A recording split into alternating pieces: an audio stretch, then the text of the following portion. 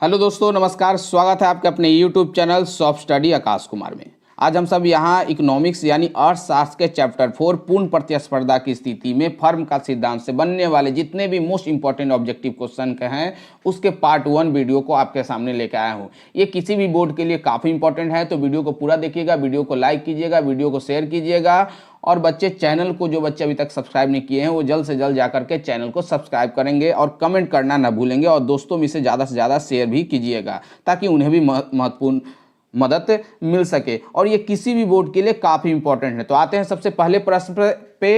एक पूर्ण प्रतिस्पर्धा बाजार की विशेषताएं हो सकती हैं। आपसे एग्जाम में विशेषताएं पूछा जाएगा बच्चों, तो यहाँ पे क्या सही जवाब हो जाएगा? ऑप्शन है क्रेता और विक्रेताओं की संख्या बहुत अधिक होती है। बिल्कुल बताया गया है आपको कि पूर्ण प्रतिस्पर्धा बाजार की विशेषताएं क्या होती है, तो वहाँ पे क्रेता और विक्रेता क्या होते हैं? बहुत ज़्यादा संख्या में होती है। दूसरा है वस्तु की सभी इकाइयों समरूप होती है, ये भी बताया गया है। और उत्पादन के साधन जो होते हैं वो पूर्णतः गतिशील भी होते हैं। बाजार में क्या होता है, सारे जो साधन होते हैं गतिशील होते हैं। इसका मतलब क्या हो गया? यहाँ पे सही जवाब हो जाएगा ऑप्शन नंबर आपका डी सही हो जाएगा। तो एक पूर्ण प्रतिस्पर्धा बाजार की विशेषताएं ये सब है। एग्जाम में आपसे 2 नंबर, 3 नंबर, 5 नंबर में इस तरह के सब्जेक्टिव में भी प्रश्न पूछे जाएंगे। नेक्स्ट है क्वेश्चन नंबर 2 है, निम्नलिखित कथनों में कौन सा कथन सत्य है? यहाँ पे कथन सत्य को बताना है बच्चों। कौन सा कथन सत्य है? पूर्ण प्रतियोगिता में एक फर्म का उद्देश्य अधिकतम लाभ अर्जित करना होता है, या पूर्ण प्रतियोगिता में एक फर्म का न्यूनतम लाभ आश्रय के उत्पादन करना होता है, या दोनों कथन सत्य है, या इनमें से कोई नहीं सत्य है? क्या सही जवाब हो जाएगा? तो सभी को पता होगा कि कोई भी जो प्रतियोगिता होती है वहाँ पे फर्म यानी उत्पादक का काम होता है लाभ अर्जित करना, अधिक से अधिक, ना कि कम लाभ अर्जित करना। तो यहाँ पे सही जवाब हो जाएगा ऑप्शन नंबर ए। पूर्ण प्रतियोगिता में एक फर्म का उद्देश्य होता है अधिकतम लाभ अर्जित करना। नेक्स्ट है क्वेश्चन नंबर 3 है, पूर्ण प्रतियोगिता में होता है। यहाँ पे अब क्वेश्चन पूछ देगा, यहाँ पे पूर्ण प्रतियोगिता में क्या होगा? AR बड़ा होगा MR से, या AR बराबर होगा MR से, या AR छोटा होगा MR से, या MR बराबर AR प्लस AC होगा? क्या होगा सही जवाब? अब यहाँ पे AR क्या होगा और MR क्या होगा? तो AR का मतलब होता है एवरेज रेवेन्यू और MR का मतलब होता है मार्जिनल रेवेन्यू। तो याद रखिएगा बच्चों, इंग्लिश में भी आपसे प्रश्न पूछे जा सकते हैं वहाँ पे। और बोर्ड में तो आपके दोनों तरह के प्रश्न होते हैं, हिंदी और इंग्लिश दोनों में कंबाइंड रहते हैं, लेकिन जो ये इस तरह के होंगे ये ज़्यादातर आपको इस फॉर्म में भी दिए हुए रहेंगे। तो याद रखना होगा AR का मतलब और MR का मतलब। तो क्या सही जवाब हो जाएगा यहाँ पे? यहाँ पे जो सही जवाब हो जाएगा ऑप्शन नंबर ए हो जाएगा, यानी AR और MR आपस में क्या होगा? बराबर होगा। कब? पूर्ण प्रतियोगिता में। नेक्स्ट है, पूर्ण प्रतियोगिता में क्या स्थिर रहता है? ये भी इंपॉर्टेंट है। स्थिर क्या रहेगा? तो अभी ऊपर बताया गया है कि A और MR क्या होता है? दोनों बराबर होता है। तो यानी जब स्थिर रहने की भी बात आएगी तो कौन होगा? ऑप्शन नंबर सी, AR तथा MR दोनों स्थिर रहता है। नेक्स्ट है क्वेश्चन नंबर 5 है, एक फर्म का अपने उत्पाद को बेचकर जो प्रतिफल प्राप्त करता है वह कहलाता है। यानी एक फर्म अपने उत्पाद को बेचकर जो प्रतिफल प्राप्त करता है उस प्रतिफल को क्या कहा जाता है? काफी इंपॉर्टेंट प्रश्न है, ये क्वेश्चन आंसर में भी आपसे पूछे जा सकते हैं। तो क्या सही जवाब हो जाएगा बच्चों? उसे हम लोग संप्राप्ति कहते हैं, उसे हम लोग संप्राप्ति कहते हैं, या उसे हम लोग आगम कहते हैं, रेवेन्यू कहते हैं। नेक्स्ट है, वस्तु की एक निश्चित मात्रा बेचकर विक्रेता को जो आय प्राप्त होती है, वस्तु की एक निश्चित मात्रा को बेचकर विक्रेता को जो आय प्राप्त होती है वह क्या कहलाती है? बेचकर जो आय प्राप्त हो उसे हम लोग क्या कहेंगे बच्चों? उसे हम लोग कहेंगे कुल आय कहेंगे। उसे हम लोग क्या कहेंगे? कुल आय कहेंगे। तो काफ़ी इंपॉर्टेंट प्रश्न है, कमेंट करना नहीं भूलिएगा। और बच्चे चैनल को, जो बच्चे अभी तक सब्सक्राइब किए हैं, जा करके चैनल को सब्सक्राइब भी करेंगे और अपने दोस्तों में शेयर करेंगे। कुल आगम को प्रदर्शित किया जा सकता है। कुल आगम को बताया गया होगा आपको सब्जेक्टिव वाले पार्ट में कि कुल आगम को हम लोग कैसे प्रदर्शित करते हैं। तो क्या सही जवाब हो जाएगा? यहाँ पे सही जवाब हो जाएगा ऑप्शन नंबर ए, कुल आगम यानी टोटल रेवेन्यू। कुल आगम का मतलब क्या होता है? टोटल रेवेन्यू बराबर P इंटू Q होता है। ये सारे क्वेश्चन आपको सब्जेक्टिव वाले पार्ट में बताए गए हैं। जो बच्चे अभी तक सब्जेक्टिव वीडियो को नहीं देखे हैं, पहले सब्जेक्टिव को देख लीजिएगा, उसके बाद ऑब्जेक्टिव पे आइएगा, ताकि आपको सारे क्वेश्चंस यहाँ पे समझ में आ जाएंगे। औसत आगम का सूत्र होता है, यहाँ पे फॉर्मूला पूछ दिया गया है। औसत आगम यानी एवरेज रेवेन्यू का फुल फॉर्म पूछा गया है। क्या होगा बच्चों? तो यहाँ पे आपको ऐसी दिख रहा है, एवरेज रेवेन्यू यानी ऑप्शन नंबर ए यहाँ पर सही हो जाएगा। ए आर बराबर होता है टी आर को जब क्यू से, टी यानी टोटल रेवेन्यू, क्यू यानी उसकी क्वांटिटी से जब डिवाइड दे दिया जाएगा, भाग दे दिया जाएगा, तब हम लोग औसत आगम प्राप्त कर सकते हैं। नेक्स्ट है क्वेश्चन नंबर 9 है सीमांत आगम का सूत्र होता है। अब यहाँ पे देखिए कितना है, खाली आपसे प्रश्न ही पूछा जा रहा है, फार्मूला ही। तो याद रखिए एग्जाम में फार्मूला आपको काफ़ी मदद करने वाले हैं, क्योंकि यहाँ से आपको न्यूमेरिकल भी पूछे जाते हैं। तो याद रखिएगा सीमांत आगम का क्या सूत्र होगा बच्चों। सारे क्वेश्चन जो होंगे वो इम्पोर्टेंट हैं, वो सारे क्वेश्चन जो हैं वो इम्पोर्टेंट हैं। तो ऑप्शन नंबर यहाँ पे सी हो जाएगा, यानी एम आर। एम आर का मतलब क्या बताया गया है, एम आर का मतलब बताया गया मार्जिनल रेवेन्यू जो होता है वो डेल्टा टोटल रेवेन्यू को जब हम लोग डेल्टा क्यू से भाग दे देंगे तो हम लोग मार्जिनल रेवेन्यू निकाल सकते हैं। दूसरा है कि मार्जिनल रेवेन्यू दूसरा कैसे निकाल सकते हैं, तो टोटल रेवेन्यू के सेकंड इकाई को हम लोग फर्स्ट इकाई से माइनस कर देंगे, तब हम लोग मार्जिनल रेवेन्यू निकाल सकते हो। तो यहाँ पे ऑप्शन नंबर सी जो होगा वो सही हो जाएगा। ऑप्शन नंबर सी, ए और बी दोनों हो जाएगा। आते हैं क्वेश्चन नंबर 10 पे। अब आते हैं यदि सीमांत आगम धनात्मक है, यदि सीमांत आगम धनात्मक है किंतु घट रहा है, बताया गया है कि यदि सीमांत आगम मार्जिनल रेवेन्यू धनात्मक है किंतु घट रहा है तो कुल आगम पर क्या प्रभाव पड़ेगा। कुल आगम पे प्रभाव बताना है बच्चों यहाँ पे। तो क्या सही जवाब हो जाएगा, ऑप्शन नंबर बी हो जाएगा। यहाँ पे क्या सही जवाब हो जाएगा, ऑप्शन नंबर बी, कुल आगम घटेगा। कुल आगम भी क्या होगा, घटना शुरू हो जाएगा। नेक्स्ट क्वेश्चन नंबर 11 है मूल्य निर्धारण की न्यूनतम सीमा होती है। मूल्य निर्धारण की न्यूनतम सीमा क्या होती है बच्चों, औसत लागत, सीमांत उपयोगिता, कुल लागत या इनमें से सभी। तो यहाँ पे सही जवाब जो हो जाएगा ऑप्शन नंबर बी हो जाएगा। सीमांत उपयोगिता होती है, मूल्य निर्धारण की न्यूनतम सीमा सीमांत उपयोगिता कहलाती है। तो काफ़ी वीवीआई प्रश्न है यहाँ पे, जितने भी प्रश्न हैं वो सारे एग्जाम में आपसे पूछे गए हैं और एग्जाम में पूछे भी जाएंगे। तो याद रखिएगा काफ़ी इंपॉर्टेंट होने वाले हैं और किसी भी बोर्ड के लिए, क्योंकि ये एनसीईआरटी पैटर्न का चैप्टर 4 है और आपको एनसीईआरटी पैटर्न के हिसाब से सारे चैप्टर आपको पढ़ाए जाएंगे।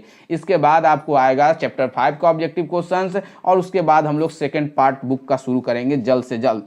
तो क्वेश्चन नंबर 12 है निम्न में से कौन सा संबंध सही है, निम्न में से कौन सा संबंध सही है। तो ऑप्शन है सीमांत आगम जब होगा औसत आगम के बराबर हो गया, यानी ई क्या बताता है बच्चों, इलास्टिसिटी बताता है। इलास्टिसिटी यानी लोच की मात्रा बताती है, लोच बताया जाता है। तो ऑप्शन नंबर ए यहाँ पे दिया गया है सीमांत आगम बराबर औसत आगम, E-1 बटा ई बताया गया है। कुल आगम बताया गया है बराबर सीमांत आगम E-1 बटा ई, या ए और बी दोनों या इनमें से कोई नहीं। तो क्या सही जवाब हो जाएगा यहाँ पे, तो यहाँ पे सही जवाब हो जाएगा ऑप्शन नंबर ए। यहाँ पे सही जवाब हो जाएगा ऑप्शन नंबर ए होगा। सीमांत आगम बराबर औसत आगम और इलास्टिसिटी -1 बटा इलास्टिसिटी ई बताता है, उसकी लोच को बताता है। तो काफ़ी इंपॉर्टेंट प्रश्न है ये सारे। नेक्स्ट है क्वेश्चन नंबर 13 है निम्नलिखित में से किस बाजार में सीमांत आगम शून्य अथवा ऋणात्मक होती है। किस बाजार में, तो बाजार का नाम बताना है। ऑप्शन एकाधिकार, एकाधिकार प्रतियोगिता, पूर्ण प्रतियोगिता या ए और बी दोनों। क्या सही जवाब हो जाएगा, तो यहाँ पे सही जवाब हो जाएगा option number D. Option number D हो जाएगा, ए और बी दोनों में, यानी एकाधिकार और एकाधिकार प्रतियोगिता में जो होता है सीमांत आगम शून्य अथवा ऋणात्मक होती है। नेक्स्ट है किस बाजार में ए आर वक्र, ए आर का मतलब होता है एवरेज रेवेन्यू वक्र, एक्स अक्ष पर काटता है, या सॉरी एक्स अक्ष पर होता है, एक्स एक्सिस पे होता है। ऑप्शन है पूर्ण प्रतियोगिता में, एकाधिकार में, एकाधिकार प्रतियोगिता में या इनमें से सभी। क्या सही जवाब हो जाएगा बच्चे, तो यहाँ पे जो सही जवाब हो जाएगा ऑप्शन नंबर ए हो जाएगा। पूर्ण प्रतियोगिता में जो होता है एवरेज रेवेन्यू जो होता है वो एक्स एक्सिस पे होता है। नेक्स्ट क्वेश्चन नंबर 15 है पूर्ति निम्नलिखित में से किससे जुड़ी होती है। अब यहाँ से पूर्ति और सप्लाई से प्रश्न होंगे। पूर्ति निम्नलिखित में से, यानी पूर्ति यानी क्या हो जाएगा, पूर्ति निम्नलिखित में से किससे जुड़ी होती है। तो किसी समय की अवधि से, कीमत से, ए एंड बी दोनों से या इनमें से कोई नहीं। तो क्या सही जवाब हो जाएगा बच्चे यहाँ पे, तो 15 का सही जवाब हो जाएगा ए एंड बी दोनों से। पूर्ति यानी सप्लाई जो है वो किससे जुड़ी हुई है, किसी समय की अवधि से जुड़ा हुआ है और कीमत से भी जुड़ा हुआ है। नेक्स्ट क्वेश्चन नंबर 16 है पूर्ति अपना मांग यानी सप्लाई अपना डिमांड स्वयं ही उत्पन्न कर लेती है, सप्लाई अपना डिमांड स्वयं ही उत्पन्न कर लेती है। यह कथन किसका है, यह कथन किसने कहा था? कथन से प्रश्न पूछे जाएंगे बच्चे, याद रखिएगा। ये कथन किसका है? ये कथन है जेबी से का। ये कथन किसका है? जेबी से का है, याद रखिएगा। काफी वीवीआई प्रश्न है, इस तरह के प्रश्न आपसे एग्जाम में पूछे जाएंगे। पूर्ति यानी सप्लाई के नियम को निम्नलिखित में से कौन सा फलन प्रदर्शित करता है? तो सप्लाई के नियम को कौन सा फलन प्रदर्शित करेगा बच्चों? तो क्या सही जवाब हो जाएगा? यहाँ पे सही जवाब हो जाएगा ऑप्शन नंबर ए, यानी एस बराबर होगा फंक्शनल ऑफ पी। पी यानी प्रोडक्ट बोल सकते हैं। नेक्स्ट है वस्तु की पूर्ति के निर्धारण घटक कौन है? वस्तु की पूर्ति के निर्धारक घटक कौन है? यहाँ पे निर्धारक घटक के नाम बताने कौन होंगे? तो यहाँ पे जो ऑप्शन डी है वो सही हो जाएगा इनमें से सभी, यानी वस्तु की कीमत, उत्पादन साधन की कीमत, संबंधित वस्तुओं की कीमत। याद रखिएगा, आपसे एग्जाम में सब्जेक्टिव में भी पूछा जा सकता है कि वस्तु की पूर्ति के निर्धारक घटक लिखे, तो लिख सकते हैं वस्तु की कीमत, उत्पादन साधनों की कीमत और संबंधित वस्तुओं की कीमत लिखा जा सकता है। नेक्स्ट क्वेश्चन नंबर 19 है, निम्नलिखित में से कौन सा कथन सही है? वस्तु की कीमत तथा उसकी पूर्ति के बीच सीधा संबंध होता है। पूर्ति वक्र बाएं से दाएं ऊपर की ओर उठता है। पूर्ति को अनेक तत्व प्रभावित करते हैं, या इनमें से सभी। क्या सही जवाब हो जाएगा बच्चे? तो यहाँ पे सही जवाब हो जाएगा ऑप्शन नंबर डी, इनमें से सभी हो जाएगा, यानी वस्तु की कीमत तथा उसकी पूर्ति के बीच को संबंध को बताता है। बिल्कुल सही है ये। दूसरा बताया गया पूर्ति वक्र बाएं से दाएं ऊपर की ओर उठता है, ये भी सही है। और पूर्ति को अनेक तत्व प्रभावित करते हैं, ये भी सही है। नेक्स्ट क्वेश्चन नंबर 20 है, अन्य बातें समान रहने पे वस्तु की कीमत तथा पूर्ति की मात्रा में धनात्मक संबंध को क्या कहा जाता है या क्या व्यक्त करता है? मांग का नियम, पूर्ति की लोच, पूर्ति का नियम या पूर्ति का फलन क्या व्यक्त करता है बच्चे यहाँ पे? तो यहाँ पे सही जवाब हो जाएगा ऑप्शन नंबर सी हो जाएगा आपका, पूर्ति का नियम। पूर्ति का नियम। नेक्स्ट है पूर्ति यानी सप्लाई का नियम। पूर्ति की निम्नलिखित में कौन सी मान्यता है? आपसे एग्जाम में मान्यताएं पूछी जाएगी बच्चे, याद रखिए। तो बाजार में क्रेताओं यानी खरीदार और विक्रेताओं यानी बेचने वाले के आय स्तर में कोई परिवर्तन नहीं होना चाहिए।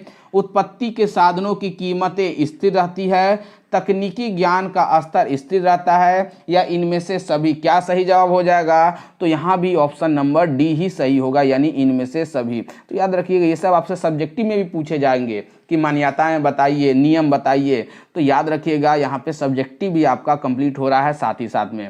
निम्नलिखित में से कौन सा पूर्ति लोच का सूत्र होगा? काफी इंपॉर्टेंट प्रश्न है। इस तरह के प्रश्न आपके एग्जाम में पूछे जाएंगे, और ये प्रश्न आपको न्यूमेरिकल बनाने के लिए भी काफी इंपॉर्टेंट हैं। तो याद रखिएगा, निम्न में से आपको पूर्ति लोच का यानी सप्लाई इलास्टिसिटी का, इलास्टिसिटी ऑफ सप्लाई का यहाँ पे फॉर्मूला पूछा जा रहा है। तो क्या सही जवाब हो जाएगा? ऑप्शन नंबर ए यहाँ पे सही हो जाएगा, यानी डेल्टा QS को QS से भाग देने पे और डेल्टा P को P से भाग देने पे जो आता है उसी को हम लोग पूर्ति लोच यानी इलास्टिसिटी ऑफ सप्लाई कह सकते हैं। नेक्स्ट है क्वेश्चन नंबर 23 है, अक्षों के केंद्र से निकलने वाली पूर्ति रेखा की लोच होती है। अक्षों के केंद्र से निकलने वाली पूर्ति रेखा की लोच क्या होती है बच्चे यहाँ पे? तो यहाँ पे सही जवाब हो जाएगा इकाई के बराबर होगी, इकाई के बराबर, यानी ऑप्शन नंबर सी यहाँ पे सही होगा। आते हैं क्वेश्चन नंबर 24 पे, जब कीमत में थोड़ा सा परिवर्तन होने पे पूर्ति में ज़्यादा वृद्धि हो जाए तो पूर्ति का स्वरूप निम्नलिखित में से कौन सा होगा? तो क्या सही जवाब होगा? ऑप्शन है बेलोचदार, लोचदार, पूर्ण लोचदार या पूर्ण बेलोचदार। काफी इंपॉर्टेंट प्रश्न है, और लोचदार और बेलोचदार से आपसे प्रश्न एग्जाम में पूछे जाएंगे। तो याद रखिएगा, मांग में भी और सप्लाई में भी, दोनों में आपको याद रखना होगा। तो क्या सही जवाब हो जाएगा बच्चे यहाँ पे? ऑप्शन नंबर बी लोचदार होता है। ऑप्शन नंबर यहाँ पे क्या हो जाएगा? बी हो जाएगा, लोचदार। जब कीमत में थोड़ा सा परिवर्तन होने पे पूर्ति में ज़्यादा वृद्धि हो जाए तो पूर्ति का स्वरूप लोचदार हो जाएगा। और आज का लास्ट प्रश्न बच्चों, नेक्स्ट वीडियो आपको जल्द ही जल्द प्रोवाइड करवा देगा, पार्ट 2 प्रोवाइड करवा दिया जाएगा। तो आज का लास्ट प्रश्न है, वीडियो कमेंट करना नहीं भूलिएगा, और दोस्तों में ज़्यादा से ज़्यादा इसे शेयर कीजिएगा, और चैनल को जाकर के जल्द से जल्द सब्सक्राइब कीजिएगा। तो जब किसी वस्तु की पूर्ति में आनुपातिक परिवर्तन उसकी कीमत में होने वाले आनुपातिक परिवर्तन से अधिक होता है तो पूर्ति की लोच होती है। तो पूर्ति की लोच क्या हो गई? इकाई से कम, इकाई से अधिक, इकाई के बराबर या इनमें से सभी। क्या सही जवाब होगा? तो यहाँ पे जो सही जवाब हो जाएगा ऑप्शन नंबर बी, इकाई से अधिक होंगे। तो ये पार्ट 1 का 25 मोस्ट इंपॉर्टेंट क्वेश्चन है बच्चों। तो वीडियो कैसा लगा होगा कमेंट बॉक्स में अपने कमेंट जरूर दीजिएगा और साथ ही साथ वीडियो को शेयर कीजिएगा दोस्तों में और चैनल को सब्सक्राइब करिएगा। तो इसी के साथ आज का वीडियो मैं समाप्त करता हूँ। धन्यवाद।